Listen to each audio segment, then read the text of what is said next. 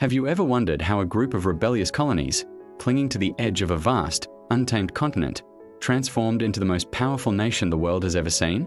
It's a story packed with ambition, innovation, conflict, and a fair bit of luck. It wasn't overnight, and it definitely wasn't a straight line. Let's rewind the clock and uncover how America went from underdog to superpower. It all starts, not with a bang, but with a philosophy. The Founding Fathers, inspired by Enlightenment ideals, created a system built on liberty, individual rights, and capitalism. This was revolutionary. It created a fertile ground for innovation and attracted ambitious immigrants from all over the world, people seeking a better life and the freedom to build it. They brought skills, ideas, and an unstoppable work ethic that became the engine of the young nation. But ideas alone don't build an empire. You need land, and lots of it. America's story in the 19th century is one of relentless expansion. The Louisiana Purchase in 1803 instantly doubled the size of the country.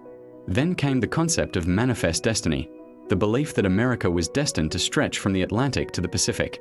This drive led to the annexation of Texas, the Mexican-American War which brought in California and the Southwest, and the settlement of the Oregon Territory. This vast expanse wasn't just empty space, it was rich with gold, timber, fertile farmland, and countless other natural resources. America was, quite literally, sitting on a gold mine, a geographic jackpot that insulated it from the constant turmoil and resource scarcity of Europe. With all this land and resources, the Industrial Revolution hit America like a tidal wave. The late 19th century saw the rise of titans like Rockefeller, Carnegie, and Ford. Railroads stitched the continent together, turning scattered towns into a single, massive market. Factories churned out steel, oil refineries powered a new machine age, and the assembly line revolutionized manufacturing. While Europe's old powers were busy with colonial rivalries and complex politics, America was focused inward, building an industrial base on a scale the world had never seen.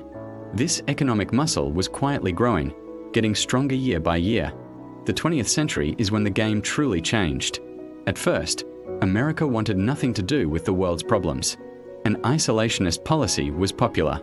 Why get entangled in Europe's ancient squabbles? But World War I made that impossible to maintain. America's entry in 1917 was decisive. It tipped the balance of power and showcased its emerging industrial and military might. When the war ended, the old European empires were shattered, exhausted, and deeply in debt, many of them owing vast sums of money to the United States. America, on the other hand, emerged relatively unscathed and financially dominant. The dollar began its rise to challenge the British pound as the world's reserve currency.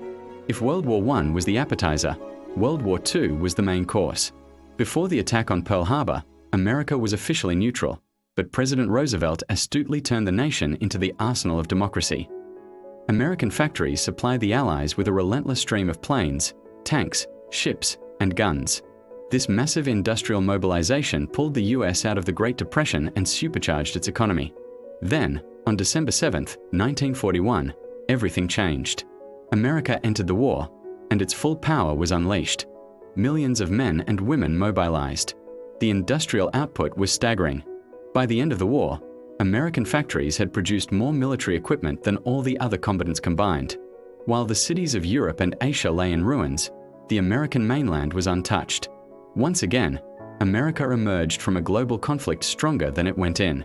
The post-war world was a world with only two real contenders, the United States and the Soviet Union. This was the dawn of the Cold War. Europe was devastated and dependent on American aid, which came in the form of the Marshall Plan. This wasn't just charity, it was a brilliant strategic move that rebuilt Western Europe, created strong trading partners, and crucially, contained the spread of communism. America led the formation of NATO, a military alliance that solidified its role as the protector of the free world.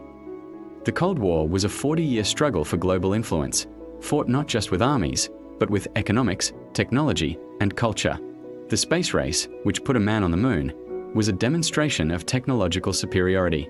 Hollywood movies, blue jeans, and rock and roll became powerful symbols of American culture, spreading its influence to every corner of the globe. The American university system became the world's leader in science and research, attracting the brightest minds and fueling an explosion of innovation, culminating in the creation of the Internet. When the Soviet Union finally collapsed in 1991, the Cold War was over. The United States was left as the world's sole superpower. Its military was unmatched, Its economy was the largest, and its culture was globally dominant. The combination of geographic blessings, a revolutionary political and economic system, savvy timing, and the immense sacrifice and innovation of its people had completed the journey from a fledgling republic to a global hegemon. The story, of course, doesn't end there. The 21st century has brought new challenges and the rise of new powers.